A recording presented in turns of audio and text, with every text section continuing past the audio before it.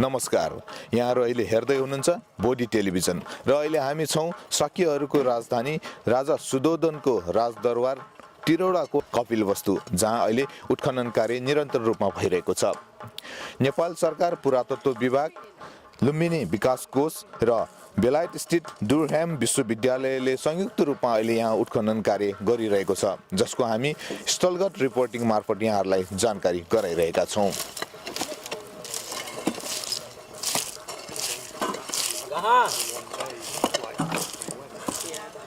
कपिलवस्तु, जुन क्षेत्रको खोजी गर्ने विद्वान फुरहरले सन् 1895 मा र कर्नेल वार्डेलले सन् 1898 मा यस स्थानको भ्रमण गरेका थिए। कपिलवस्तु क्षेत्रको सर्वप्रथम पुरातात्विक सर्वेक्षण गर्ने कार्य भने पीसी मुखर्जीले सन् 1879 मा गरेका थिए। पीसी मुखर्जीले शहरको किल्ला वरिपरि रहेका धार्मिक स्मारकहरूको नक्साङ्कन गर्नुका साथै केही वास्तुकलात्मक अवशेषहरूको सरसफाई समेत गरेका थिए, जसमध्ये पूर्वतर्फको स्तूप पनि एक थियो।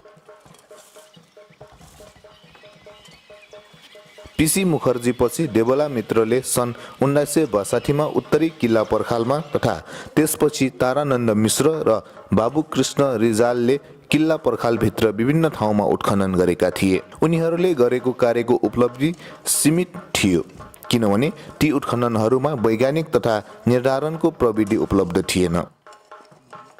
तिलौराकोटको मध्य भागको सतहमा रहेका संरचनाहरूलाई उत्खनन गरी बाहिर देखाउने कार्य सन् 1967 देखि 1977 सम्म जापानको रियो विश्वविद्यालय, तारानन्द मिश्र र बाबुकृष्ण रिजाल सहितको समूहले गरेको थियो। पछिल्लो समयमा युनेस्को सहयोगमा प्रोफेसर रबिन कनिङहम, पुरातत्वविद कोश प्रसाद आचार्य, पुरातत्वविद वसन्त बिडारीले किल्ला पर्खालभित्र उत्खनन गरेका थिए। सोही उत्खननको निरन्तर रूपमा अहिलेसम्म पनि भइरहेको छ, जुन अहिले हामीले पनि यहाँहरूलाई जानकारी गराइरहेका छौँ।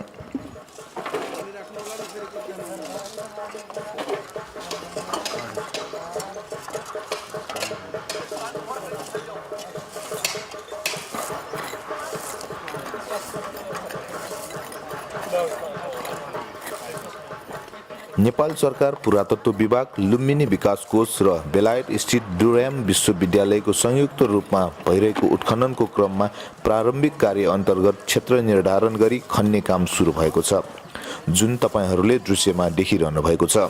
प्रारम्भिक चरणमा खन्ने र माटो पन्छाउने कार्य पश्चात बिस्तारै पर्खालका अवशेषहरू भेटिने क्रम सुरु भएको छ। यस स्थानबाट निकालिएको माटोका विभिन्न खालको सामग्रीहरू पनि भेटिन थालेको छ। सामग्रीहरू केलाउन माटो छान्ने कार्य पनि भइरहेको छ।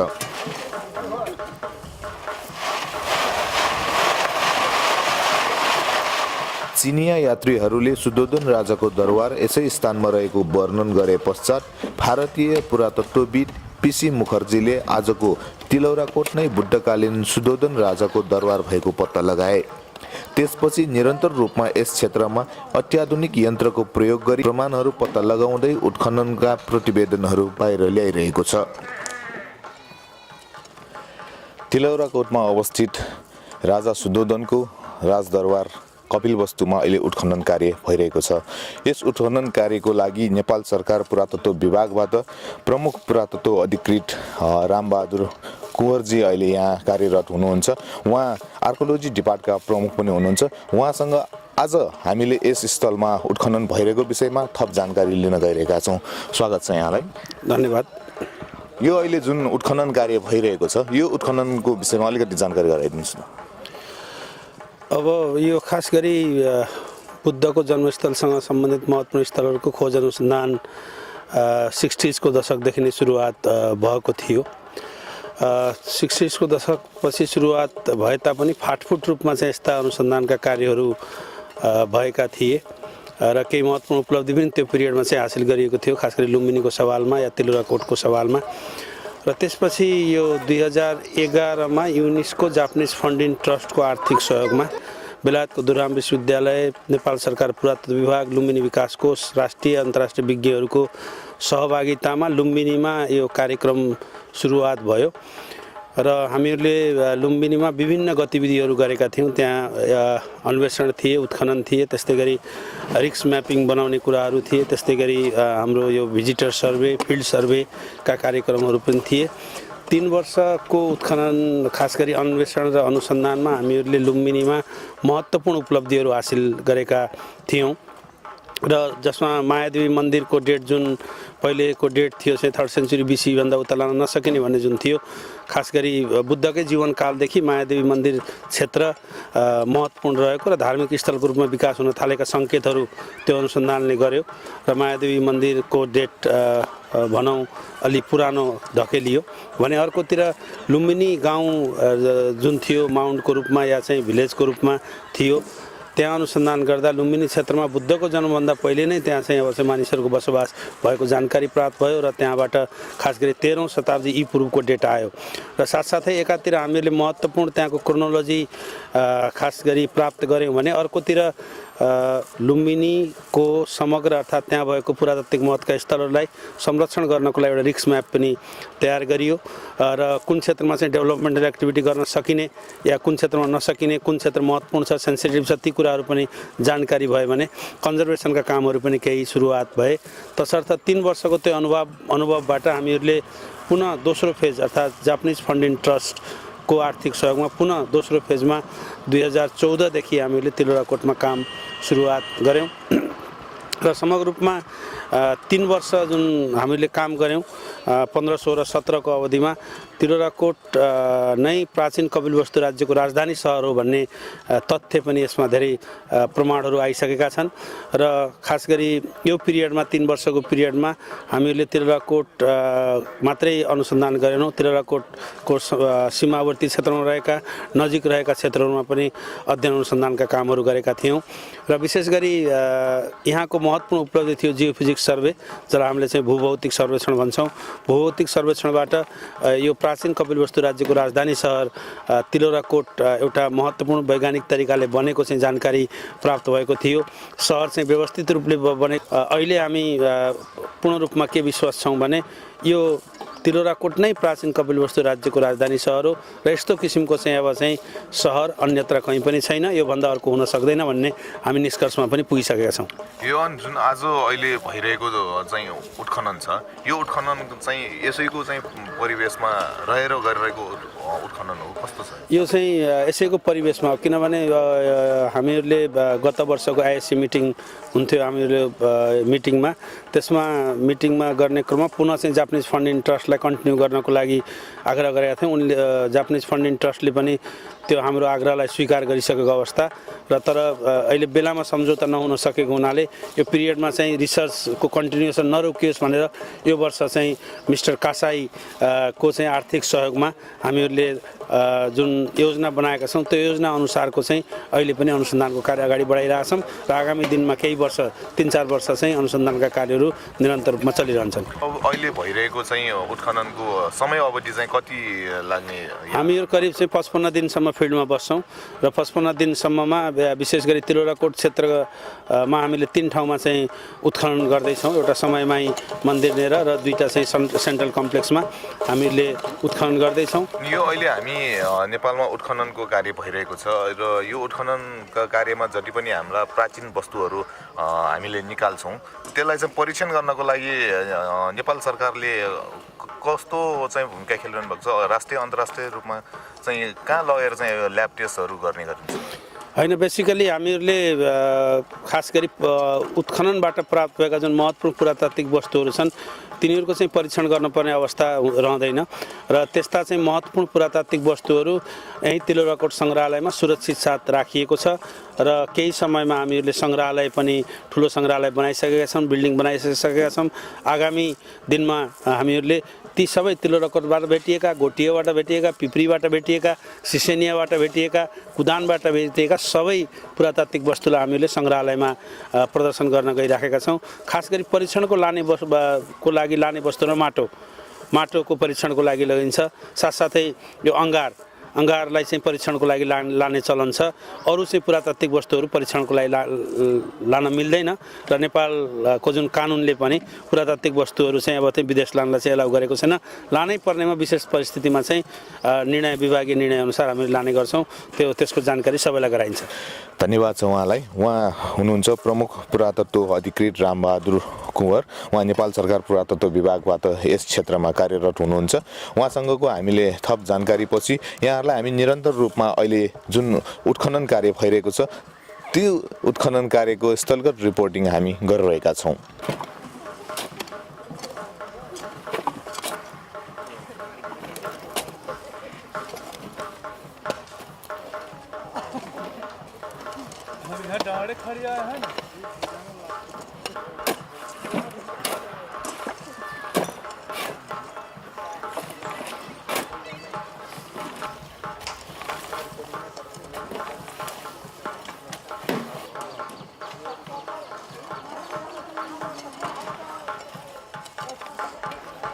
पुरातत्व विभागका प्रमुख पुरातत्व अधिकृत रामबहादुर कुँवरज्यूको भनाइअनुसार युनेस्को मार्फत पहिलो फेजमा लुम्बिनीको कार्य सम्पन्न गरे पश्चात दोस्रो फेजमा कपिलवस्तुमा सम्पन्न गरेको यो उत्खनन पश्चात अहिले तेस्रो फेजको लागि गृह कार्य भइरहेको अवस्थामा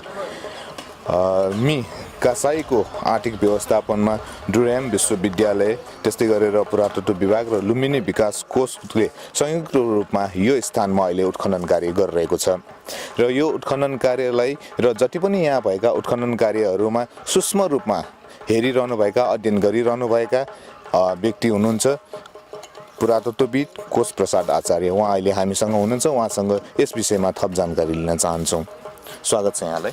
धन्यवाद। यो उत्खनन कार्यलाई तपाईँले एकदम गहिरो र सूक्ष्म तरिकाले अध्ययन गरिरहनु भएको छ, निहालिराख्नु भएको छ। के छ तपाईँले के पाउनु भएको छ अहिलेसम्म? अघि यहाँले परिचयको सन्दर्भमा अलिकति कुरा रामबहादुर कुँवरजीले भन्नुभएको कुरा जोड्नुभयो। हामीले 2011, 12 र 13मा जापान सरकारको जापानिज फन्ड्स इन ट्रस्टको आर्थिक सहयोग जुन युनेस्को मार्फत आएको थियो 3 वर्ष अत्यन्त सकारात्मक ढङ्गले उपलब्धिमूलक उत्खनन अन्वेषण अनुसन्धान गरेका थियौँ। त्यसैको फलोअपको रूपमा दोस्रो फेज हामीले कपिलवस्तुमा 2014, 2015, 2016, 2017मा 4 वर्ष हामीले जापान सरकारकै जेफिट को आर्थिक सहयोग र युनेस्को संयोजनमा गरेका थियौँ।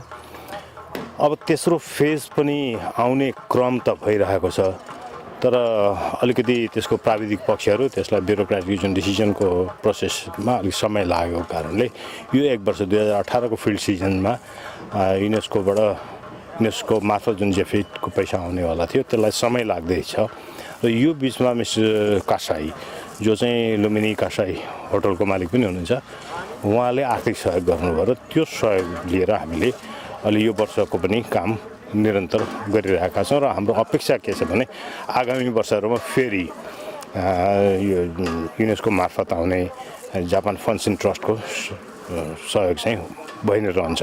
यसको भयो आर्थिक स्रोतको सम्बन्धमा, यो सम्बन्धमा पुरातत्व विभागले पनि आर्थिक लगानी चाहिँ गरिरहेको छ र आफ्नो टिम पनि पठाइराखेको छ। त अहिलेसम्म हामीले गरेको कामको सन्दर्भमा कुरो गर्नुपर्दाखेरि यो प्राचीन कपिलवस्तु जसलाई अहिले तिलौराकोट भनेर चिनिन्छ, यो चाहिँ शाक्यहरूको राजधानी हुने गर्दथ्यो, जहाँ बुद्धका पिता शुद्धोधनको दरबार थियो, जो हामी सबैलाई जानकारी भएको कुरो हो। र यो ठाउँका विवरणहरू विभिन्न स्रोतहरूबाट पाइन्छ र धेरै चर्चा चाहिँ 5औं शताब्दी र 7औं शताब्दीमा आएका चिनिया यात्रीहरूले यसको बारेमा अलिकति विवरणहरू दिएका छन्। अब त्यसलाई ठ्याक्कै रोकेर अब फेरि हामीले गरेको कामलाई कुरो गर्दाखेरि हामीले यो ठाउँमा मल्टिडिसिप्लिनरी बहुविधागत रूपमा हामीले यहाँ काम गरिरहेका छौँ। यहाँ धेरै प्रकारको रिसर्च मेथोडोलोजी हामीले प्रयोग गरेका छौँ। त्यसमा एउटा महत्त्वपूर्ण यहाँ सम्झिन योग्य के छ भने हामी जियोफिजिक्स भूभौतिक सर्वेक्षण यहाँ गराएका छौँ र अहिले बडा गर्वका साथ हामी के भन्न सक्छौँ भने तिलौराकोटको जुन यो फेन्सिङ भित्रको क्षेत्र छ, किल्ला पर्खाल भित्रको जुन क्षेत्र छ अथवा पहिलाको राजधानीको जुन सिटाडेल हो, त्यसभित्रको चाहिँ हामीले पुरै नक्सा जियोफिजिक्सबाट तयार गरिसकेका छौँ। त्यस्तै कि बाहिरी भागको पनि गरिरहेको छौँ, तर अहिले म यो भित्रको मात्रै कुरो गरिरहेको हुनाले त्यसको बारे म कुरो गर्न चाहन्छु। र त्यो नक्साले के देखाएको छ भने यहाँ उत्तर दक्षिण र पूर्व पश्चिम जाने बाटाहरू सहरभित्र एकभन्दा बढी बाटाहरू ठाउँ ठाउँमा यस्ता बाटाहरू छन्। र त्यो बाटाको दायाँ बायाँ घरहरू छन्। ती घरहरू चाहिँ ठाउँअनुसार विभिन्न प्रकृतिका छन्। कुनै व्यापारिक उद्देश्यले बनेका पसल छन् भने कुनै आवासीय घरहरू छन्। र सहरको केन्द्रीय भागमा महत्त्वपूर्ण भवनहरू छन् भने बाहिरी भागमा चाहिँ अलिकति कम के भने मोडेस्ट घरहरू जो चाहिँ अलिक गरिब तबकाको मानिसहरू बस्ने खालको त्यस खालको पनि विभिन्न रूपका घरहरू भेटिएका छन्। त्यसमध्ये यो किल्ला पर्खालभित्रको करिब 20को ठाउँमा 100 मिटर लम्बाइ र 100 मिटर चौडाइको अर्को एउटा महत्त्वपूर्ण संरचनाको समूह हामीले फेला पारेका छौँ जियोफिजिक्सबाट। त्यसलाई हामीले सेन्ट्रल प्यालेसियल कम्प्लेक्स भनेर पहिचान गरेका छौँ। अनि त्यसको कम्पाउन्ड वाल छ। त्यो कम्पाउन्ड वालमा पनि चारैतिरबाट प्रवेश गर्ने ठाउँहरू बनाइएको छ।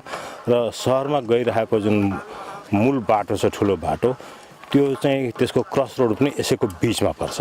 र पूर्व र पश्चिममा जुन यो भित्री प्यालेसियल सेन्ट्रल प्यालेसियल कम्प्लेक्सको पूर्व र पश्चिमका ढोकाहरूलाई जोड्ने बाटो छ, त्यो चाहिँ त्यो कम्पाउन्डभन्दा बाहिर गएर किल्ला पर्खालको किनारसम्म त्यो बाटोहरू पुगेको छ। र किनारमा भएका जुन प्रवेशद्वारहरू छन् त्यहाँ जोडिने जान्छ। त्यसरी नै उत्तर र दक्षिणतिर पनि यसरी नै बाटो गएका छन्, मूल बाटो र शाखा बाटोहरू त्यसरी गएका छन्। त्यसमध्येको उत्तरपट्टिको जुन बाटो थियो त्यसलाई हामीले 2015मा त्यो बाटो अनि भित्र पस्ने प्रवेशद्वार अनि त्यसको चाहिँ जुन सेक्युरिटीको लागि गार्ड टावरहरू बन्छ त्यो र ढोकाकोले बनाएको जुन मार्कहरू हुन्छ त्यो सबै चिजहरू हामीले 2015मा फेला पारेका थियौँ।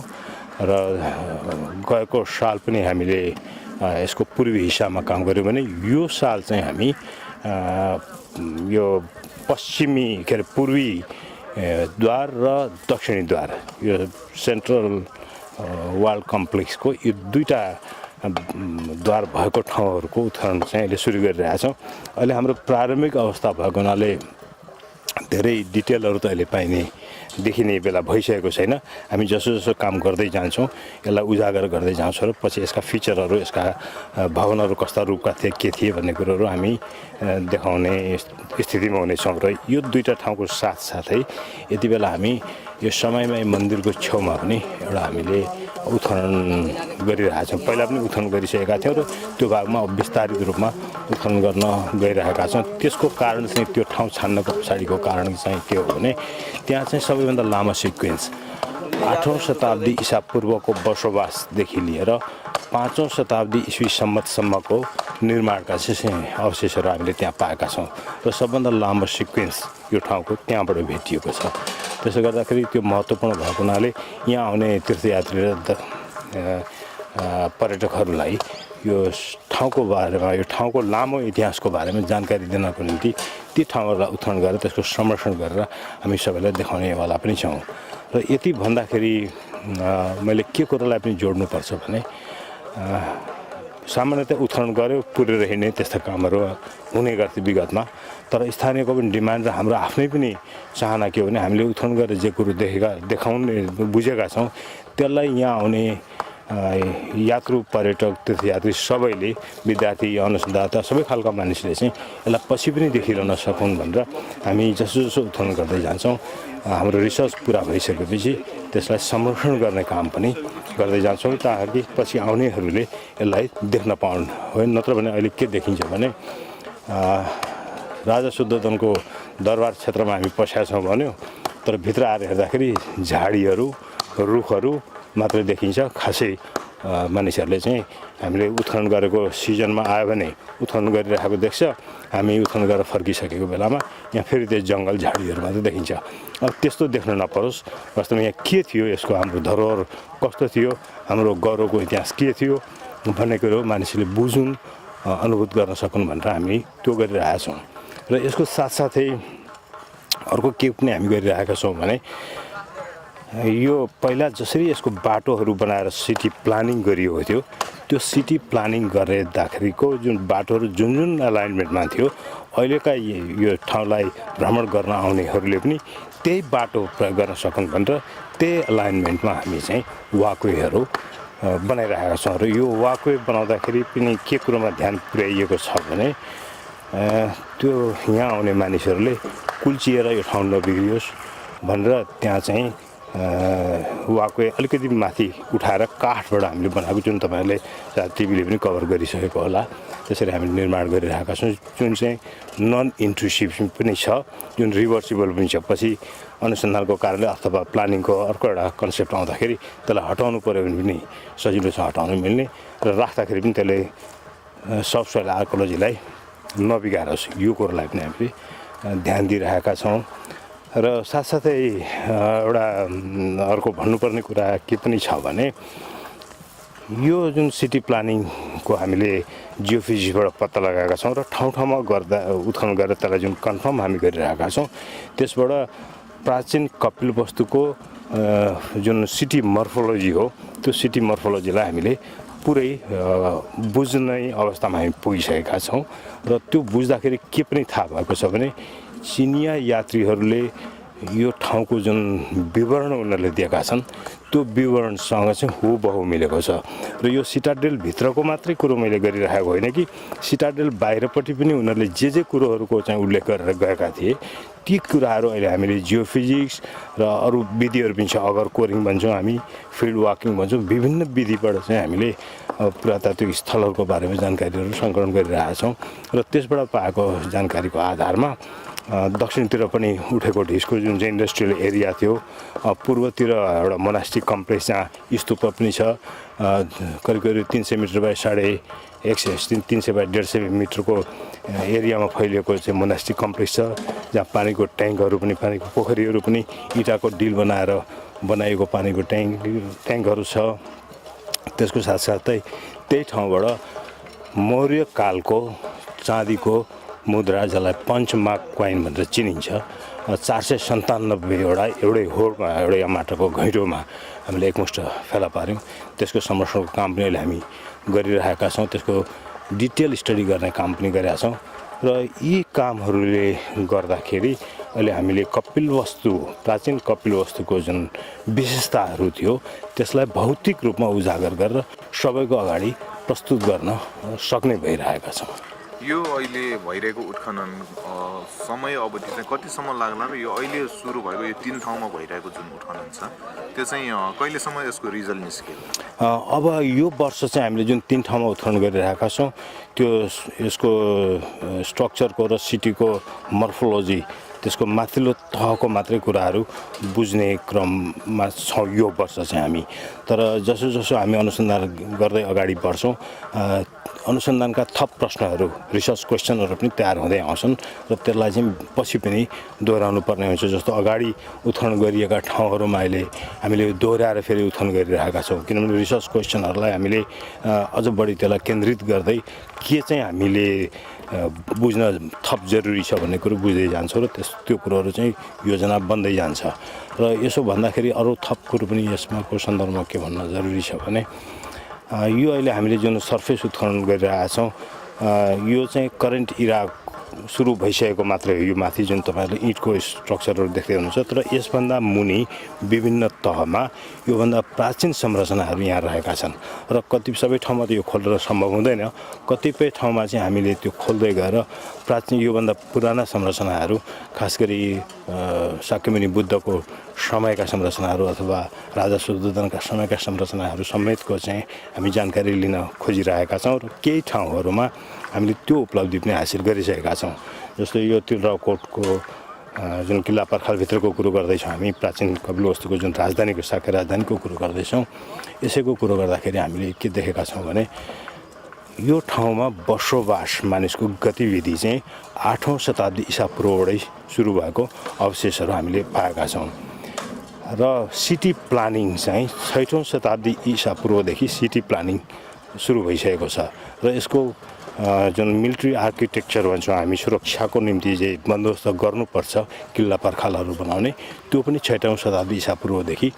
बन्दै आएको देखिन्छ र अहिलेसम्मको हाम्रो रिसर्चबाट 3रो शताब्दी ईसापूर्वतिर एउटा 30 मिटर बाई 30 मिटर साइजको चाहिँ पोखरी जुन चाहिँ सहरको केन्द्रीय भागमा बनेको ती कुराहरू हामीले फेला पारिसकेका छौँ अनि के देखिन्छ भने त्यति बेला उपलब्ध भएको निर्माण सामग्री र प्रविधि जे छ त्यसैको आधारमा तत्त समयमा बन्दै जाने हो त्यसैले 8औं शताब्दी ईसापूर्व या 6औं शताब्दी ईसापूर्वको जुन हामी कुरो गरिरहेका छौँ त्यति बेला इँटको प्रयोग हुँदैन थियो त्यो माटो काठ बाँस खर आदिबाट चाहिँ निर्माण सामग्री हुन्थ्यो र त्यो छिटै नै नष्ट भएर जाने हुन्थ्यो तर त्यो नष्ट भएर जाने भए पनि पुरातत्वका यस्ता विधिहरू विकसित भइसकेका छन् जसबाट चाहिँ हामी त्यति बेलाको यी सबै कुरोहरूको पत्ता लगाउन सक्छौँ पोस्ट होल भन्छौँ हामी जहाँ खाँबो गाडेर बनाएको प्वाल त्यो अहिले टालिएको हुन्छ अथवा त्यो खाँबोहरू सडेर गइसकेको हुन्छ या आगो लागेर नष्ट भएको हुन्छ तर त्यसको अवशेष त्यहाँ रहेको हुन्छ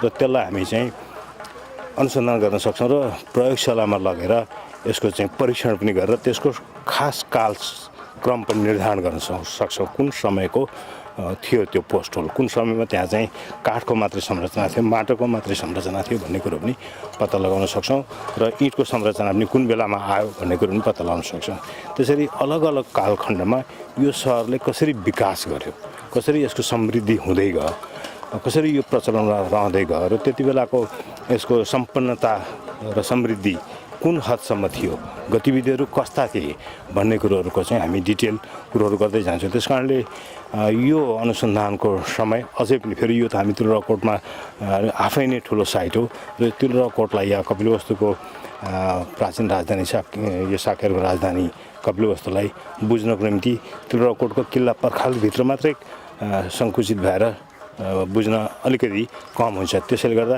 यसलाई योभन्दा बाहिर पनि हामीले विस्तार गर्नुपर्ने हुन्छ त्यो विस्तार गर्ने क्रममा हामीले काम सुरु चाहिँ गरिसकेका छौँ बाहिरतिर जियोफिजिक्स सर्वे गर्ने अगर कोरिङ गर्ने फिल्ड वाकिङ गर्ने जस्तो यति बेला हामी यहाँ कुरो गरिरहेका छौँ तर हाम्रो टिमका केही साथीहरू सिसेनिया भन्ने ठाउँमा जियोफिजिक्स पनि गर्दै हुनुहुन्छ फिल्ड वाकिङ पनि गर्दै हुनुहुन्छ त्यस्तै कतिपय ठाउँमा हामीले अगर कोरिङ पनि गरिरहेका छौँ जस्तो अरोराकोट निग्लियोवा सगरवा चित्रादेवी भन्ने ठाउँमा हामीले गरिरहेका छौँ साथसाथै पोहोर सालदेखि गएको वर्षदेखि पुरातत्व विभागकै आफ्नो कार्यक्रमको आधारमा डुराम युनिभर्सिटीको सहयोग लिएर दोहनीमा के उत्खनन गरेका थियौँ र त्यहाँको उत्खनन यस वर्ष पनि हामी कन्टिन्यू गर्न गइरहेका छौँ र यो धेरै प्रकारको काम गर्नुपर्ने भएको हुनाले आउने केही वर्षहरू हामीलाई लाग्ने नै वाला छ त्यसै सन्दर्भमा हामीले जुन मुख्य प्रोजेक्ट यो UNESCO मार्फतको जेफिट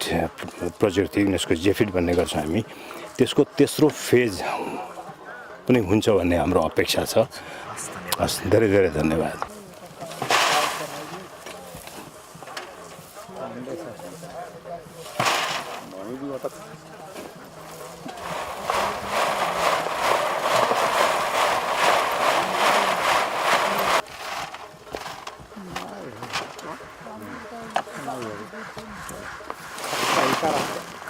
We've been working here for the last 4 years, and the aim of the project is to understand more about the ancient city.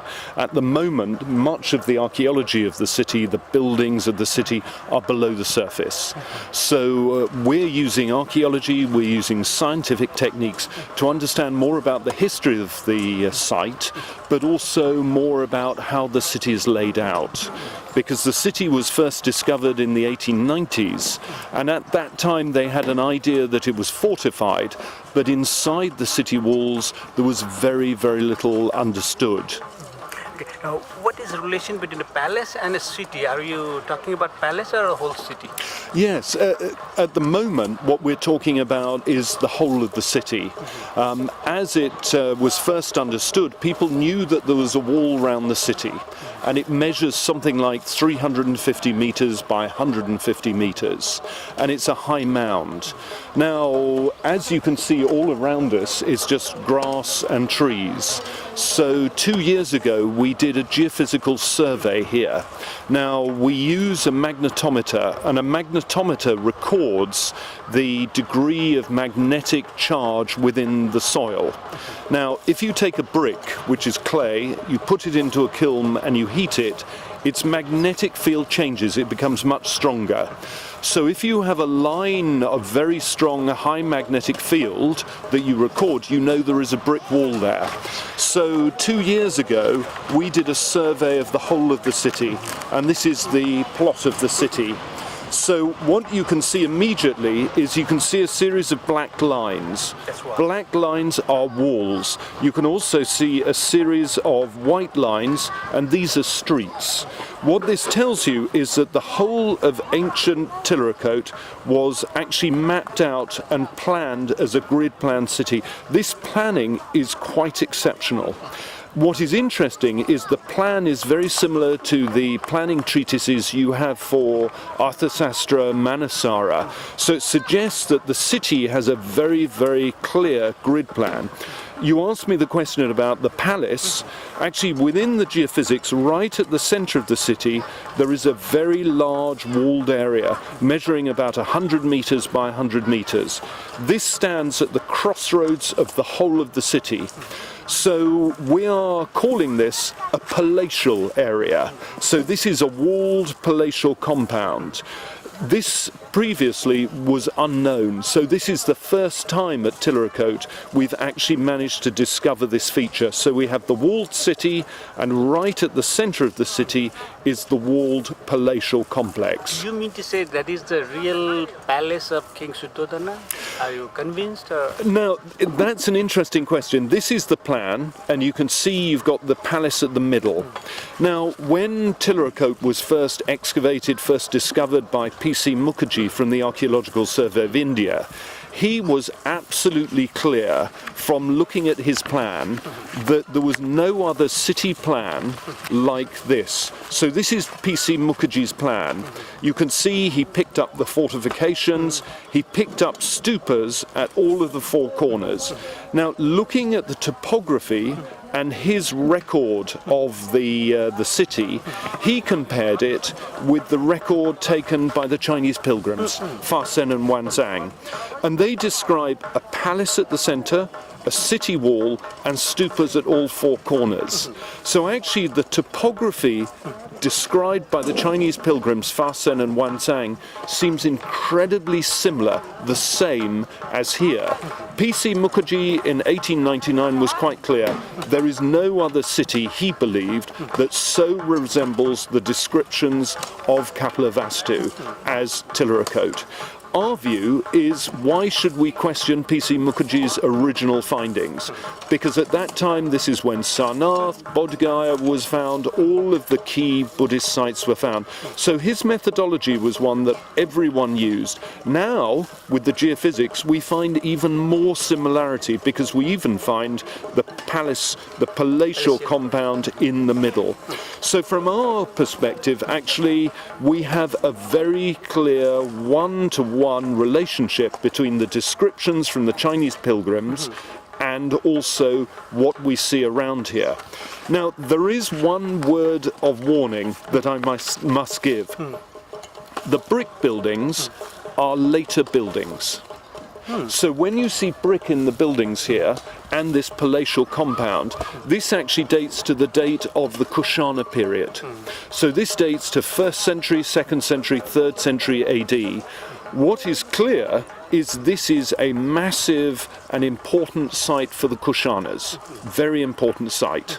So when you think about the Kapilavastu, ancient Kapilavastu at the time of the Buddha, there was no brick, there was no roof tile. In that period, in the 6th century BC, buildings were built of mud with timber and thatch.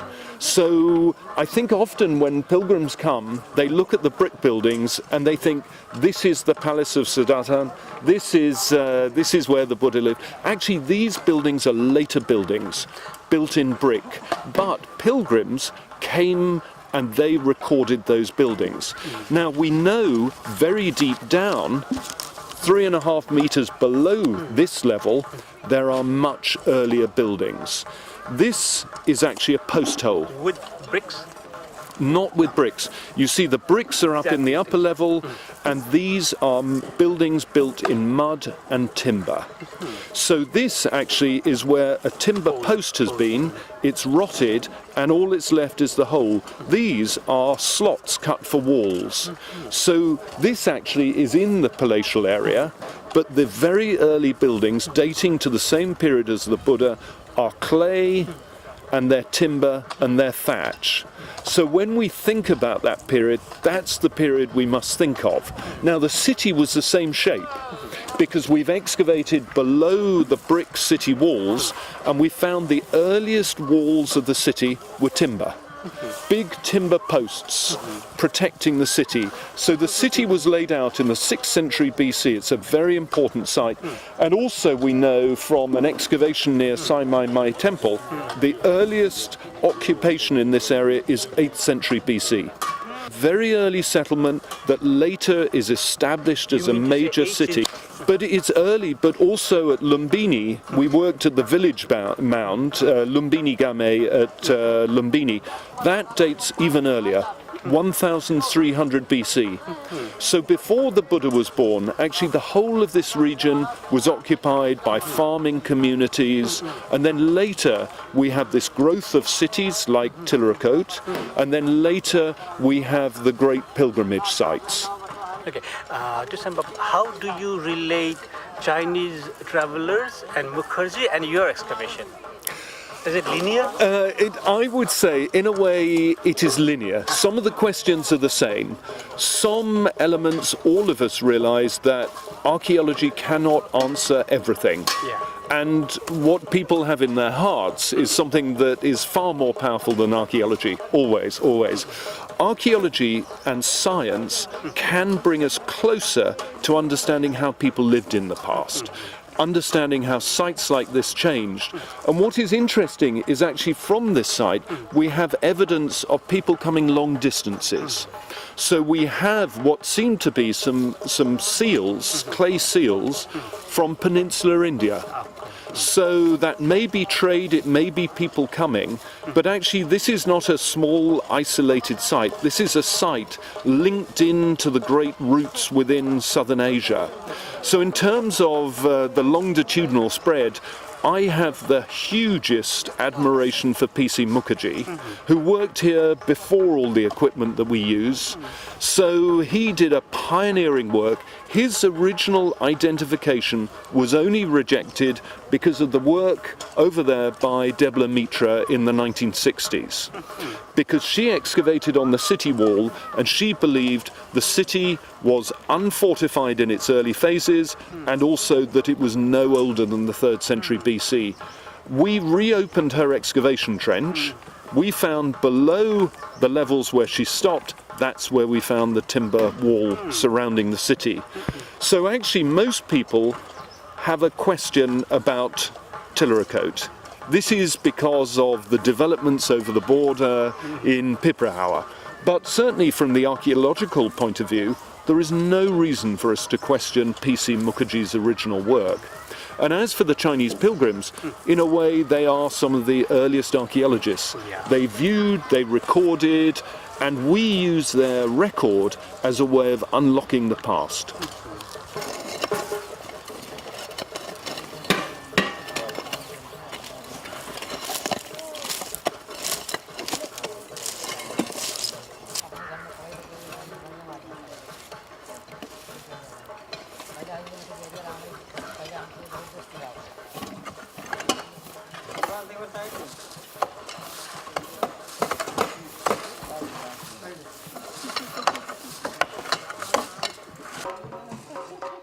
कासाईको आर्थिक व्यवस्थापनमा यस क्षेत्रमा भइरहेको उत्खननको प्रारम्भिक चरणको जानकारीसँगै 2 महिनासम्म चल्ने उत्खननको पूर्ण जानकारी हामी निरन्तर रूपमा दिइरहनेछौँ।